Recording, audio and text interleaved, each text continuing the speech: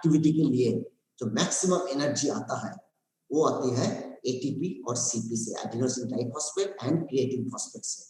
तो वही है, short duration high intensity activity अगर लगातार कर रहे हो, continuously you are doing the short duration high intensity activity, so your ATP CP level in muscle it will be getting depleted। मतलब continuously लगातार आप short duration high intensity activity करते जा रहा है तो उससे आपका क्या होगा, एटीपी और सीपी का जो मात्रा है मसल्स में, मांसपेशी में एटीपी सीपी की मात्रा कम होने लगता है।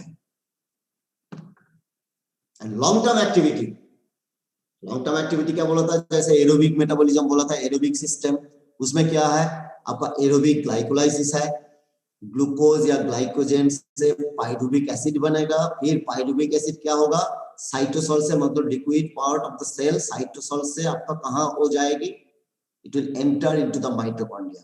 माइटोकॉन्ड्रिया क्या है, that is called the power house of the cell, मैंने पिक्चर भी दिखाया था। तो माइटोकॉन्ड्रिया का अंदर ये पाइरुविक एसिड घुस जाता है, उसके बाद फर्दर ये साइक्लिकल ऑर्डर में उसका मेटाबॉलिज्म होता रहेगा, ये different intermediate will be produced. So in the cyclical order, the pyruvic acid will be further metabolized in the mitochondria, and the aerobic, the ATP will be produced aerobic. That is long-term activity, because long-term activity or endurance type of activity, the major energy, maximum energy, it will come from the aerobic metabolism, and for the aerobic metabolism, that glucose or glycogen, so that only will supply the energy in aerobic system. So early stage of the energy production, it requires relatively little blood glucose। जब शुरू में थोड़ा सा blood glucose ये energy देने में काम आएगा, फिर जब कंटिन्यू होता रहेगा तो क्या होगा, the blood glucose makes the larger contribution, फिर ब्लड ग्लूकोज से ज्यादा एनर्जी ब्लड ग्लूकोज सप्लाई करते रहेगा। तो एक मैंने ये देखो, ये इतने सारी चीज जो बताया ना, इसको याद रखने का एक आसान तरीका है, ये जो चार मैंने एरो देके मैंने दिया है, एक बार देख लो। ये कॉन्टिन्यूअस फिजिकल एक्टिविटी मतलब लगातार आप शारीरिक कार्य कर रहा है, उससे क्या होगा, ये पहले इतने जो बताया, इतने सारे लाइन बताया, इससे पिछले स्लाइड में जो बताया, ये देखो, इसका एक वर्ड में बोल सकता है कि रिडक्शन ऑफ एनर्जी सोर्सेस, मतलब ऊर्जा स्रोत में कमी आ जाती है। लगातार फिजिकल शारीरिक काम कर रहा है और लगातार शारीरिक कार्य कर रहा है, उससे क्या होता है, आपका ऊर्जा स्रोत में कमी आ जाती है। उससे क्या होती है, decreased muscle contraction. Naturally when you will not get the energy, there will be no sliding of actin over myosin. When there is no sliding of actin over myosin, the muscle contraction is not possible. When muscle contraction is not possible, or that is why I have written, इसलिए मैंने ये लिखा हूँ कि decreased muscle contraction, मांसपेशी संकुचन में कमी आ जाती है, और मांसपेशी संकुचन में जब कमी आएगी उससे आपको फोर्स प्रोडक्शन नहीं होगी, there won't be any force production or power generation। तो फोर्स प्रोडक्शन पावर जनरेशन जब नहीं होगी, इसका मतलब थक जाओगे, that is called fatigue, थकावट। So continuous physical activity, because of that it results into reduction of energy source, which causes the decrease in muscle contraction and ultimately resulted in fatigue। So this is the metabolic depletion। Now here we go, metabolic accumulation, metabolite accumulation। ये metabolism द्वारा जो व्यर्थ पदार्थ, जो waste product जो तैयार हो रहा है, सो that is getting accumulated in the muscle. मतलब मेटाबॉलिज्म द्वारा आपका जो lactic acid, carbon dioxide, hydrogen ion, inorganic phosphate, ये सब प्रोडक्शन हो रहा है because of the metabolism. So that is getting accumulated into the muscle. मतलब मांसपेशी में वो सब व्यर्थ पदार्थ जो है वो जम जाता है, और वो जम जाने से क्या होता है, that I am going to tell you, वही मैं बताने जा रहा हूं। मेटाबोलाइट एक्यूमुलेशन में क्या है, एक है लैक्टिक एसिड, एक है हाइड्रोजन आयन, एक है फॉस्फेट, एंड डाइपोटिनेटेड फॉस्फेट। घबराना नहीं, ये सब नाम सुन के मैं आपको बता दूंगा, ये नाम सिर्फ नाम याद रखना और बता दूंगा ये क्या है ये चीज। तो लैक्टिक एसिड आपको पता है, what is lactic acid? That is the end product of anaerobic glycolysis. Anaerobic glycolysis क्या है? द ब्रेकडाउन ऑफ ग्लूकोज और glycogen to lactic acid when the metabolism take place in absence of oxygen. So that's why it is called anaerobic glycolysis. So in anaerobic glycolysis, lactic acid, anaerobic glycolysis के आखिरी उत्पाद है lactic acid. Oxygen नहीं था, इसलिए pyruvic acid lactic acid में convert हो गया था। अगर ऑक्सीजन होता तो पाइरुविक एसिड फिर माइटोकॉन्ड्रिया में घुस जाते थे और with the help of the oxygen फिर माइटोकॉन्ड्रिया के अंदर एरोबिक मेटाबॉलिज्म हो जाता है। लेकिन here I am telling about the anaerobic, during anaerobic condition, when you are doing the anaerobic type of activity, 400 metre running, 100 metre swimming, so in that case or 30 to 50 45 seconds या 30 seconds to 1 minute high intensity activity, तो ये सब activity में ज्यादा से ज्यादा energy, the most of the energy it comes from the lactic acid system या anaerobic glycolysis। तो ये लैक्टिक एसिड प्रोडक्शन हो जाता है। और क्या प्रोडक्शन होता है? एक्युमुलेशन क्या होता है? Hydrogen ion. ये लैक्टिक एसिड जो है, immediately this lactic acid it is dissociated into two ion. ये लैक्टिक एसिड ये न्यूट्रल रहता है। इसके बाद क्या होता है? जब डिसोसिएट होता है, वियोजित होता है, तो lactate anion and hydrogen cation. मैंने आप लोगों को बोला था कि आयन, ION, आयन किसको कहता है? आयन वो है जो charged particles, any particles which is charged. ये देखो, जैसे मैं एग्जांपल दे रहा हूं, H2O। सबको पता है H2O क्या है? पानी। तो पानी का जो फॉर्मूला है H2O, तो ये that water when it dissociates, ये पानी, ये H2O उनका चार्ज है 0, मतलब न्यूट्रल है। लेकिन वही पानी, that water H2O when it is getting dissociated, जब वियोजित होता है, तो ये दो आयन में वियोजित होता है। एक है positive ion hydrogen ion, that is H plus, और एक आयन क्या है? नेगेटिव आयन होगा, दैट इज OH, उसे कहता है hydroxyl, OH minus ion. So similarly, when lactic acid, when it is dissociated, it will be converted into one lactate anion that is negatively charged and the hydrogen ion that is positively charged, that is called cation. So positively charged particle that is called cation and negatively charged particle that is called anion. Then another thing which is accumulated, that is phosphate.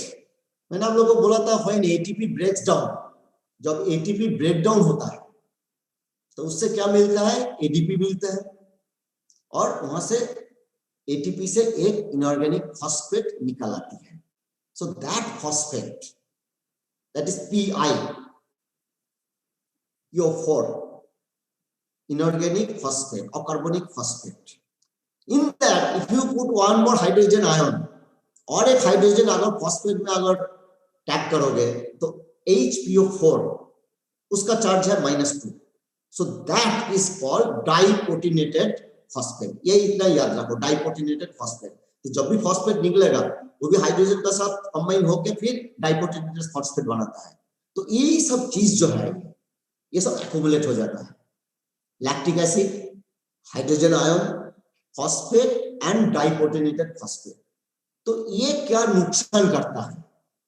पहले जो नुकसान क्या हुआ था कि depletion hypothesis में जो energy source है, ऊर्जा स्रोत है, उसमें कमी आ गई थी। ऊर्जा स्रोत कमी आ गई थी, इसलिए मसल कॉन्ट्रैक्शन कम हो गई थी, इसलिए थकावट आई थी। Now here these metabolites it is getting accumulated, ये सब जम जाता है, और ये जम जाने से हमारा मांसपेशी संकुचन को कम कर देता है, उससे थकावट होता है। तो ये क्या करता है, ये देखिए व्हाट इट डज।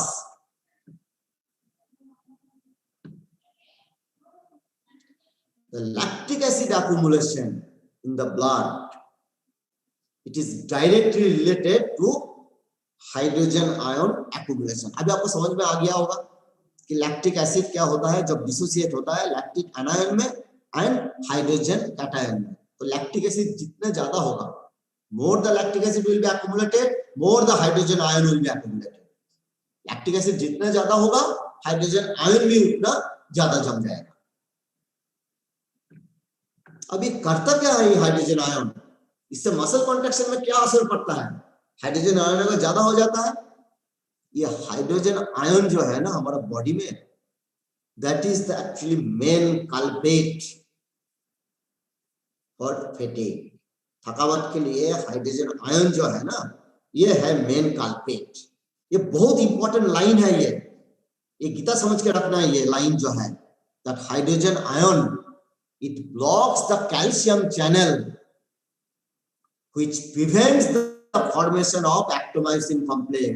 इसलिए ये जो फिजियोलॉजी है ना आपका, हर एक चैप्टर या एक पर्टिकुलर चैप्टर में हर एक टॉपिक ये सब इंटर रिलेटेड है।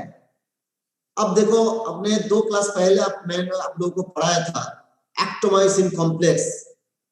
ये जो टर्मिनोलॉजी थोड़ा सा जाने पहचाने लग रहा है, मैं थोड़ा सा याद दिलाता हूँ आपको। देखिए कहाँ पे आता है एक्टोमायोसिन कॉम्प्लेक्स, ये कैल्शियम आयन कहाँ पे आता है, थोड़ा सा याद करो।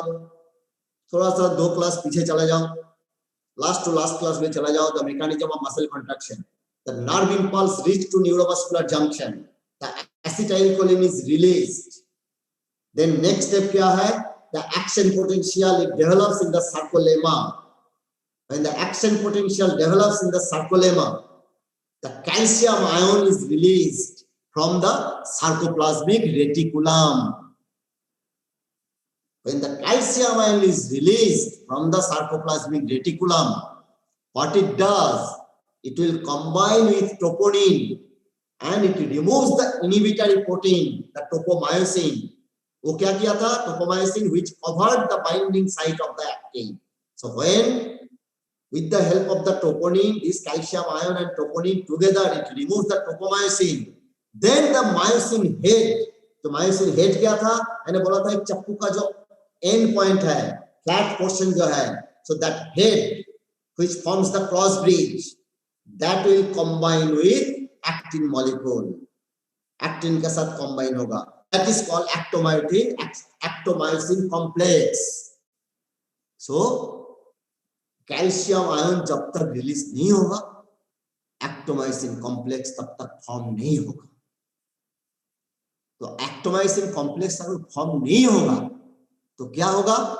Myosin ATPase enzyme will not be broken down. Next step क्या था? Actomyosin complex is form, then the myosin ATPase enzyme is activated. When the myosin ATPase enzyme is activated, the breakdown which helps in that enzyme, it helps in the breakdown of ATP to ADP, inorganic phosphate, and energy is released. So when the energy is released, with the help of that energy, there will be a sliding of actin over myosin. That is the muscle contraction. तो ये muscle contraction होने के लिए आपको देखो, थोड़ा पीछे चला जाओ, the calcium ion is required. Calcium ion जब होगा तभी ये एक्टोमायोसिन कॉम्प्लेक्स फॉर्म होगा। तो वही चीज मैंने इधर एक लाइन पे लिखा है। ये हाइड्रोजन आयन का बुरा काम क्या है, क्यों इसको कल्प्रिट कहा जाता है? वो कैल्शियम चैनल को ब्लॉक कर देता है, क्योंकि सार्कोप्लाज्मिक रेटिकुलम से एक चैनल द्वारा वो कैल्शियम रिलीज होता है। कैल्शियम जो निकलता है वो सार्कोप्लाज्मिक रेटिकुलम से एक चैनल से निकलता है, तो उस चैनल को ब्लॉक कर देता है। और कोई रास्ता से जो निकलने वाला रास्ता है अगर ब्लॉक कर दोगे, कोई हाईवे में आप एक जगह से दूसरे जगह जा रहे हो, मैंने बोला था ना सोनीपत से पटियाला जा रहे हो, अगर पानीपत या कुरुक्षेत्र में या कोई बीच में अगर आपको रास्ता ब्लॉक कर दिया है, अंबाला में अगर ब्लॉक कर दिया, फिर आप पटियाला नहीं जा पाओगे दिल्ली से। सिमिलरली ये कैल्शियम चैनल को जब ब्लॉक कर दोगे तो कैल्शियम चैनल क्या होगा? कैल्शियम निकल नहीं पाएगा, कैल्शियम फिर टोपोनिन को साथ बाइंड नहीं कर पाएगा। टोपोनिन का अकेला का बस की बात नहीं है टोपोमायोसिन को हटाने के लिए। तो टोपोमायोसिन को जब तक नहीं हटाओगे तब तक ये एक्टोमायोसिन कॉम्प्लेक्स एक्टिन और मायोसिन में मेल नहीं होगा, मिलने नहीं देंगे। तो एक्टिन मायोसिन में जब मेल नहीं होगा, when actomyosin complex is not form, the muscle contraction is not possible. तो हाइड्रोजन आयन का जो काम है वो कैल्शियम चैनल को ब्लॉक कर देता है, जिससे एक्टोमायोसिन कॉम्प्लेक्स को बनने नहीं देता है, जिससे एक्टोमायोसिन कॉम्प्लेक्स बनने में ये रोकता है हाइड्रोजन आयन। सो मसल कॉन्ट्रैक्शन स्टॉप्स। अब क्या है, जो मैंने बोला था ना फॉस्फेट और डाइकोटिनेटेड फॉस्फेट, वो एक्यूमुलेट होने से क्या असर पड़ता है, क्या नुकसान होता है, कैसे थकावट होता है, कैसे फेटिंग होता है। ये फॉस्फेट जो है, इनऑर्गेनिक फॉस्फेट, वो कहां इंटरफेयर करता है, पीएफके एक्टिविटी को इंटरफेयर करता है। क्या लिखा हूं मैंने, phosphate interferes PFK, phosphofructokinase activity which reduces glycolytic activity. मैं समझाता हूं क्या है ये। अब बोलोगे सर ये अचानक ये कैसे करके ये पीएफ के टॉपिक पर कहां से? ये पीएफ के जो है ना, ये बहुत ही एक इंपॉर्टेंट एंजाइम है इन ग्लाइकोलाइसिस।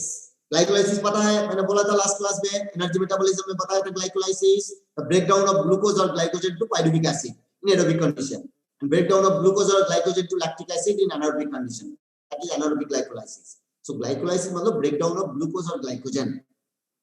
तो breakdown के लिए एक स्टेप है, that fructose 6-phosphate to fructose 1,6 diphosphate, in details में हम पढ़ेंगे एनर्जी मेटाबॉलिज्म में। तो in that step, उस बायोकेमिकल रिएक्शन में आपको फॉस्फोफ्रुक्टोकाइनेज जो है, that enzyme it helps।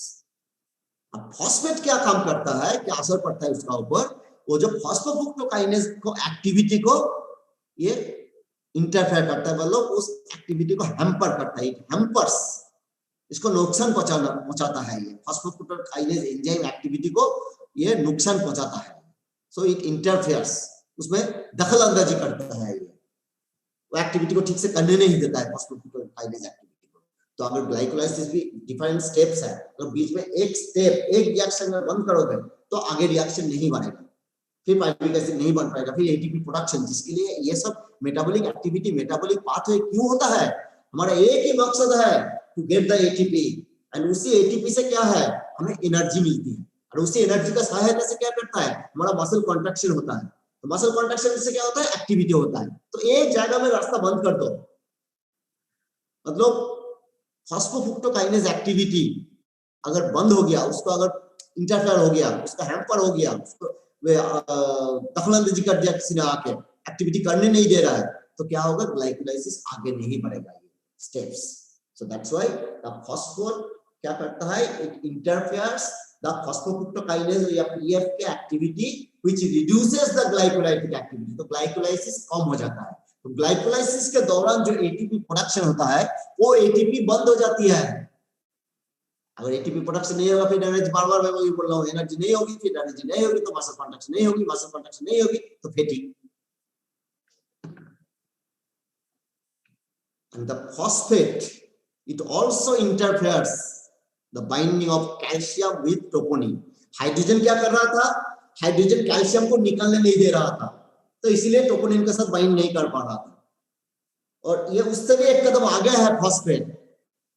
ठीक है, चलो किसी कारण हाइड्रोजन को हटा दिया गया, ठीक है, कैल्शियम किसी भी करके निकल आ गया है, फिर फॉस्फेट बोल रहा है चलो बेटा तुम तो आ गया है, लेकिन मैं आगे बैठा हूं, तुम तो आ गया है, लेकिन मैं तुमको थोड़ी कंबाइन करने दूंगा ट्रोपोनिन के साथ, मैं तुमको ट्रोपोनिन के साथ कंबाइन करने नहीं दूंगा।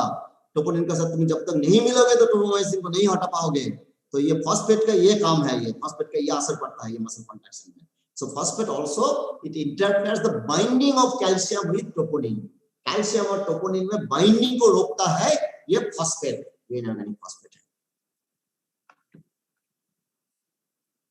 So this hydrogen ion and phosphate, ये दोनों पहले मैंने बोला था ना डाइकोटिनेटेड फॉस्फेट, ये कॉम्बाइन दोनों इकट्ठा मिलके एक डाइकोटिनेटेड फॉस्फेट बनाता है, and which also affects the muscle contraction.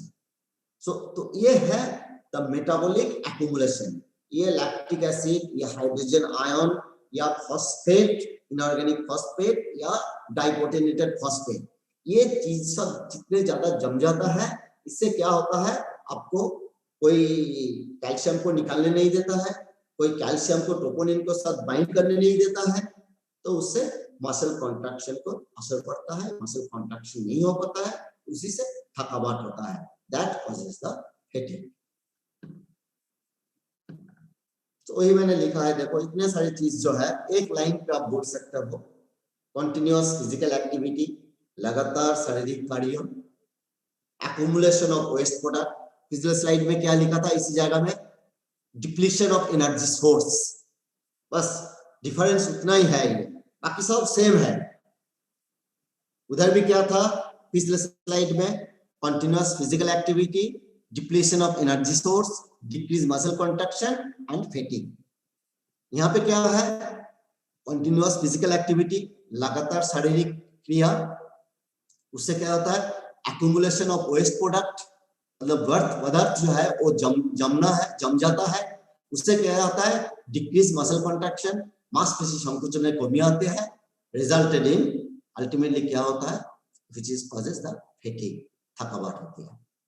So this is the metabolite accumulation. सो आपने क्या पढ़ा अभी तक, definition of fatigue, then fatigue किस लिए होता है, फिजियोलॉजिकल बेसिस क्या है, दो हाइपोथेसिस है, एक है एक्यूमुलेशन हाइपोथेसिस, एक है depletion hypothesis, depletion of energy source and accumulation of waste product. So दोनों को कंबाइन करके, एक तो डिप्लीशन ऑफ एनर्जी सोर्स, जो ऊर्जा का स्रोत में कमी, और व्यर्थ पदार्थों को जम जाता है, ये दोनों मिलके आपको ये फैटिग करता है।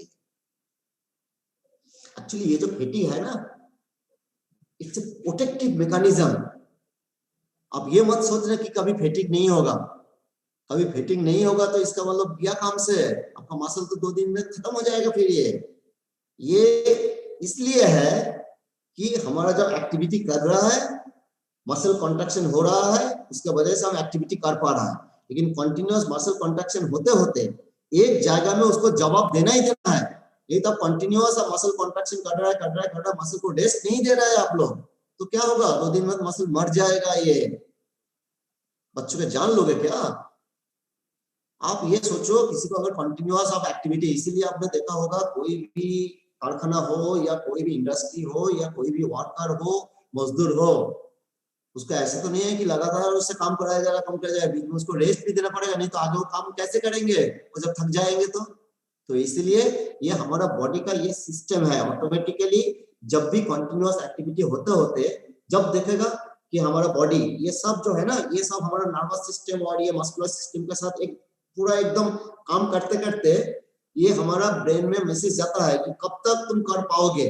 ऐसे टाइम आएगा जब ऐसा लगेगा कि नहीं हो पा रहा है, इमीडिएटली कट ऑफ हो जाएगा, आपको सारे के सारे जो मसल कॉन्ट्रैक्शन का जो प्रोसेस है उसको बंद कर देता है ये।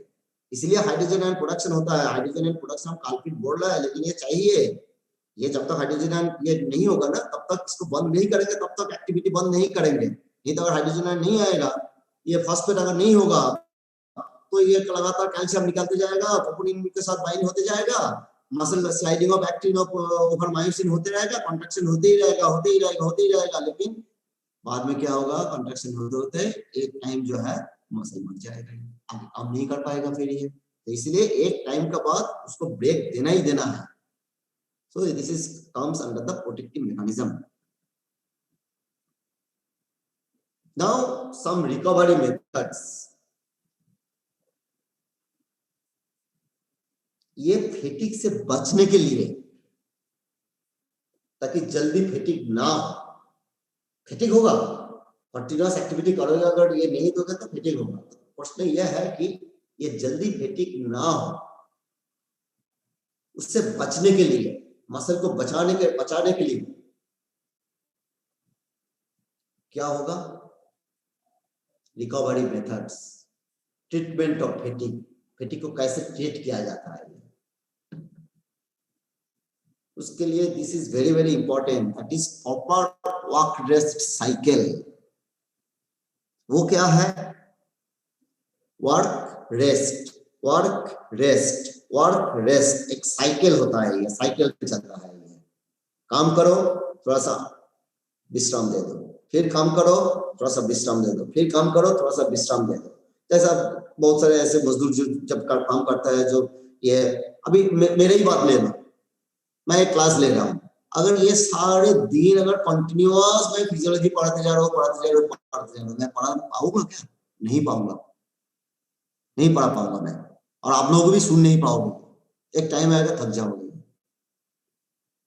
सो here that proper work test cycle, मतलब planned training session, the training session it should be planned. इसीलिए आप देखो कि ट्रेनिंग में ऐसे तो नहीं है कि सुबह ट्रेनिंग के लिए निकला है, सुबह से लेके रात तक कंटिन्यूअस ट्रेनिंग करते ही जा रहा है। सुबह एक सेशन का बाद मे बी 2 आवर्स ट्रेनिंग और 1.5 आवर ट्रेनिंग किया है, उसके बाद क्या है, उसके बाद फिर रूम में आ जाते हो, फिर रेस्ट ले लेते हो, ब्रेकफास्ट करते हो, फिर रेस्ट लेते हो, फिर रेस्ट लेने के बाद फिर लंच करके फिर शाम को जाके ट्रेनिंग करते हो। तो इसीलिए प्लान ट्रेनिंग सेशन। फिर ट्रेनिंग के दौरान भी देखो, आप लोगों ने शायद स्ट्रेंथ एंड कंडीशनिंग में अभी पता नहीं है पढ़ रहा है कि नहीं, ये बाद में पढ़ोगे, दैट इज रिपीटेशंस, सेट्स, ये सब नाम सुना है ना, रिपीटेशन, सेट्स।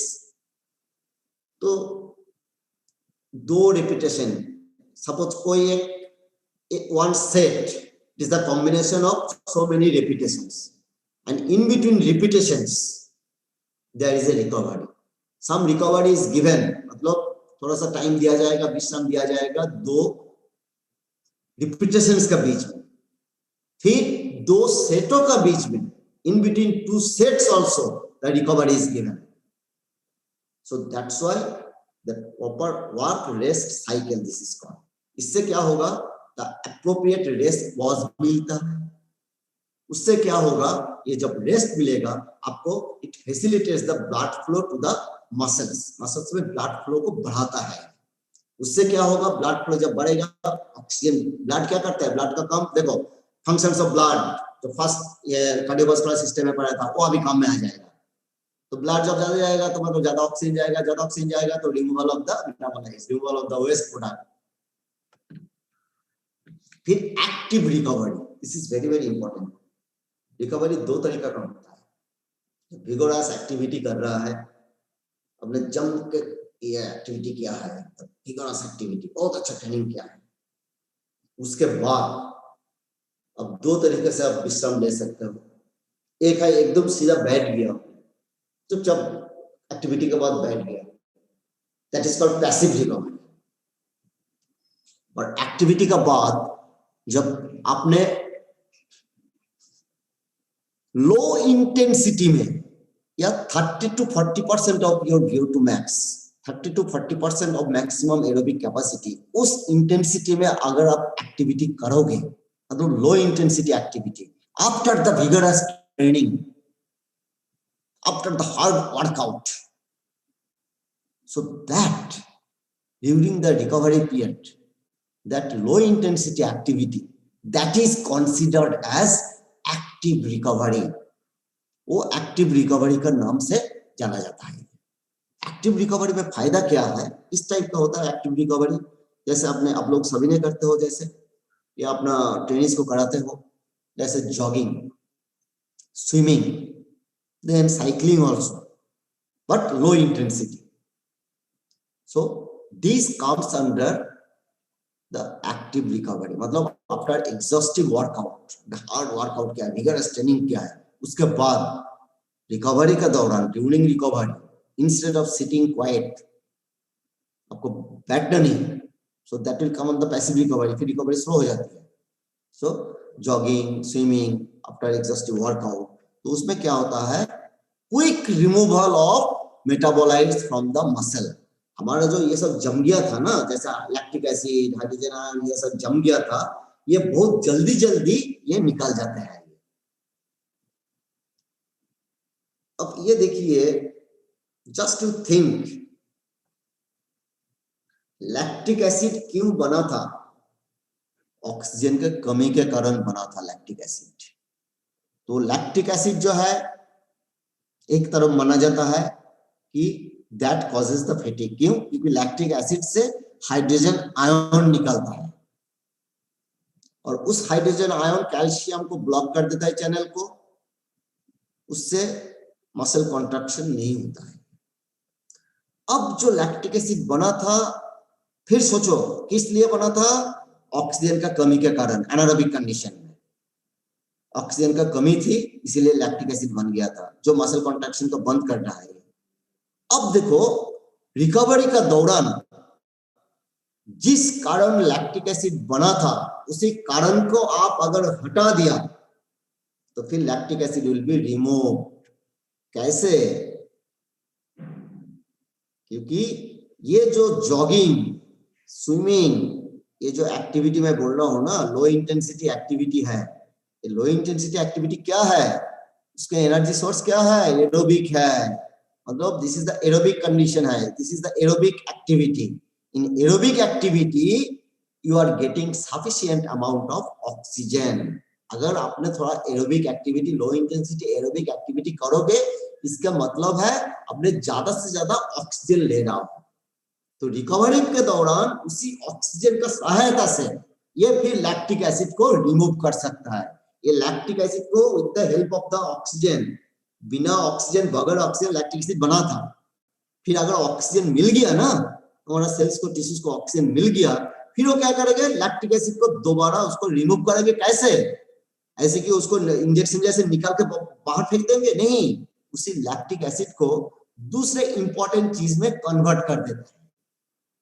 तो टोटल लैक्टिक एसिड जितना प्रोडक्शन होता है ना, उसको रिवर्स प्रोसेस ऑफ ग्लाइकोलाइसिस में, लेकिन एक कंडीशन है, ऑक्सीजन चाहिए। ऑक्सीजन कहां से आएगा? ये जॉगिंग, स्विमिंग से आता है। ये low intensity aerobic type of activity, 30 to 40% of your VO2 max, मैं बाद में बताता हूँ। सो लो इंटेंसिटी एक्टिविटी में ज्यादा से ज्यादा ऑक्सीजन की सहायता से लैक्टिक एसिड को दोबारा रिवर्स प्रोसेस ऑफ ग्लाइकोलाइसिस, मतलब ग्लाइकोलाइसिस के उल्टे रास्ता पे, उल्टा रास्ता से चलेगा लैक्टिक एसिड। जिस रास्ते से लैक्टिक एसिड बना था, उसी उल्टा रास्ता से फिर वो लैक्टिक एसिड जाके ग्लूकोज में कन्वर्ट हो जाता है। तो टोटल जितना लैक्टिक एसिड बनता है, उसका 20% जो है, अगर ऑक्सीजन मिल जाता है एक्टिव रिकवरी का दौरान, with the help of the oxygen, again the lactic acid can be converted into glucose, जो फिर दोबारा हमारा एनर्जी फ्यूल के तौर पे काम करता है। तो इसीलिए लैक्टिक एसिड को डायरेक्ट ऐसे दोष देने नहीं चाहिए, क्योंकि ये सिर्फ हमारा दुश्मन नहीं है, इसको दुश्मन को दोस्त बनाना है। दुश्मन को दोस्त कैसे बनाओगे? वही ऑक्सीजन देके फिर वो लैक्टिक एसिड को दोबारा ग्लूकोज में कन्वर्ट करके फिर उसको दोबारा हमें एनर्जी के लिए काम आते हैं। तो इसलिए जो एक्टिव रिकवरी का ये इंपॉर्टेंस है, instead of passive recovery, active recovery is very very important. This type of aerobic activity, it helps in the quick removal of metabolites from the muscle. जो बर्थ पदार्थ को जल्दी जल्दी ये निकालने में मदद करता है। इससे क्या होता है? रिकवरी प्रोसेस फास्टर होता है, रिकवरी बिकम्स फास्टर, रिकवरी बहुत जल्दी जल्दी रिकवरी हो जाती है। And that exercise should be 30 to 40% of VO2 max। इस सिलसिले में आपको लगेगा सर आपने एक और अपने फोन नंबर दे दिया, ये 10 डिजिट का VO2 max, इसको कैसे याद रखो? ये देखिए, कोई कोई चीजें जो है ना, इसको डिटेल्स में हम बताएंगे बाद में। VO2 max आप कभी ना अच्छा से देखना, उसी का अंदर आपको ये छुपा हुआ है। जैसे मैंने बोला था ना, न्यूरोमस्कुलर जंक्शन, वो वर्ड में आपका डेफिनेशन, परिभाषा छुपा रहता है। Neuro means neuron, nerve, muscular mean muscle, junction mean संयोग स्थल। तो नर्व और मसल का जो संयोग स्थल है वही neuromuscular junction. Similarly VO2 max है। अब देखो V का मतलब क्या है? V का मतलब वायलिन नहीं है, ये V का मतलब है वॉल्यूम, मात्रा। O2 सब जानते हो आप, O2 का मतलब है ऑक्सीजन। और ये जो मैक्स क्वाड आया है, ये मैक्स का मतलब वो मैक्स चैनल नहीं है, ये मैक्स ये आया है मैक्सिमम से। So maximum volume of oxygen consumed during maximum exercise, so this is called VO2 max। तो ये VO2 max, तो मैक्सिमम ऑक्सीजन कंजम्पशन का 30 to 40% इंटेंसिटी, उसका पूरा नहीं है, पूरा 100% में एक्टिविटी नहीं कर पाएंगे आप। वो गेम में आपको 100% VO2 max में काम करोगे ना, तो आपका फाइन मोटर मूवमेंट कम होते जाएगा, आप ठीक से अपने एग्जीक्यूट नहीं कर पाओगे। तो इसलिए 30 to 40% ऑफ VO2 max में अगर काम करोगे, तो उसका मतलब है आपका ये लो इंटेंसिटी एरोबिक एक्टिविटी। तो ये लो इंटेंसिटी एरोबिक एक्टिविटी से it helps in the quick removal of metabolites which ultimately results in the faster recovery को जल्दी कर सकता है। फिर diet that also plays an important role, recovery diet. तो प्रॉपर पोस्ट एक्सरसाइज डाइट मतलब post exercise मतलब एक्सरसाइज के बाद एक्टिविटी के बाद जो खाना है वो सही होना चाहिए। कैसे? It should contain sufficient water, electrolyte, carbohydrate, vitamins. उसमें पानी ज्यादा होना चाहिए, उसमें इलेक्ट्रोलाइट खनिज होना चाहिए, ये फिर कार्बोहाइड्रेट ज्यादा होना चाहिए, फिर विटामिन ज्यादा होना चाहिए। ये सारे के सारी चीज जो है ना ये इकट्ठा बनके ये रिकवरी को फास्ट कर देते हैं। And some recovery drinks that also now it is बहुत सारे रिकवरी ड्रिंक आ गया है, कार्बोहाइड्रेट ड्रिंक्स आ गया है। तो recovery drinks that also helps in quick recovery. ये आपको डिटेल्स में आपको न्यूट्रिशन में आपको पढ़ाया जाएगा नेक्स्ट सेमेस्टर में, न्यूट्रिशन चैप्टर में। देन फिजियोथेरेपी, सम फिजियोथेरेपेटिक मीन्स, ये आप लोगों को पता होगा, ये शायद फिजियोथेरेपी स्पोर्ट्स मेडिसिन क्लास में भी ये सब पढ़ाया जाएगा आपको। Massage, hydrotherapy, electrotherapy, water jet. So इससे क्या होता है, ये सब फिजियोथेरेपी टेक्निक है। इससे क्या होता है, इससे आपका जो blood supply to the muscle that increase, muscle में आपको जो खून का जो सप्लाई है वो बढ़ जाता है। मसल में खून का सप्लाई बढ़ेगा तो क्या होगा, खून what blood does it carries the oxygen, तो हमें मसल में ज्यादा से ज्यादा मात्रा में ऑक्सीजन मिल जाता है।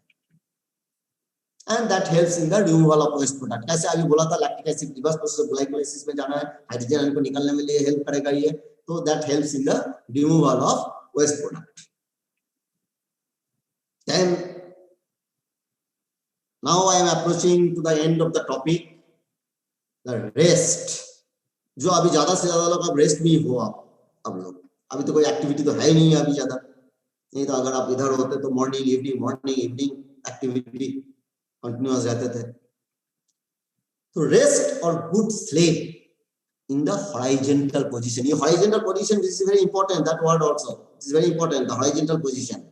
रेस्ट करना है या गुड स्लीप, अच्छा से सोना है, नींद एकदम साउंड स्लीप होना चाहिए। ऐसा नहीं है कि नींद में थोड़ी से जाग रहा है, थोड़ी सपना देख रहा है, ये कर रहा है, एक बार उठ रहा है, एक बार फिर सो रहा है, that is not a good sleep.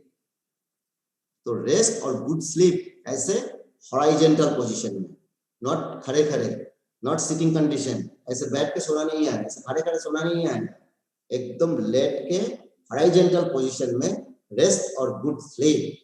उससे क्या होता है, हॉरिजॉन्टल पोजीशन में देखो हमने जब खड़े हो रहा होगा ना तो क्या होगा, हमारा जो लोअर एक्सट्रीमिटी से ब्लड ये जो है ये ब्लड वेसल्स हार्ट, इसको अगेंस्ट द ग्रेविटी कम करना पड़ेगा। ग्रेविटी आप पढ़ोगे, आप ग्रेविटेशनल फोर्स वगैरह बायोमेकेनिक्स, इंसुलॉजी बायोमेकेनिक्स में डिटेल्स में पढ़ोगे।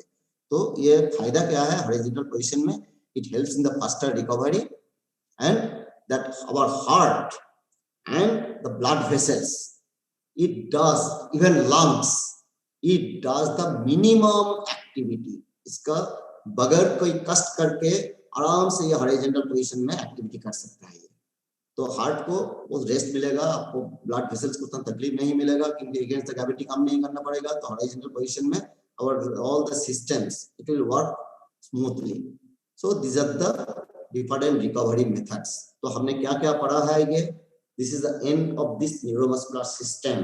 तो फर्स्ट यूनिट का जो लास्ट टॉपिक है, ये फर्स्ट टॉपिक क्या था, structural organisation of human body. Second topic क्या था आपका, कार्डियोवास्कुलर सिस्टम। थर्ड क्या था, रेस्पिरेटरी सिस्टम। फोर्थ क्या था, neuromuscular system. So first unit is over now you get ready for the exam. अब क्या करेंगे, ये मंडे तक ये सारे के सारे जो है हम लोग पूरा अपलोड कर देंगे। आपको पीपीटी जो है इसका ये पीडीएफ फॉर्म में आप लोगों को मिल जाएगा। ये आप लोग कुछ तो अभी तो मिल गया होगा, अभी बाकी सब ये और 2 दिन के अंदर आप लोगों को दे देंगे। So students, thank you very much. फिर इवनिंग जो डिस्कशन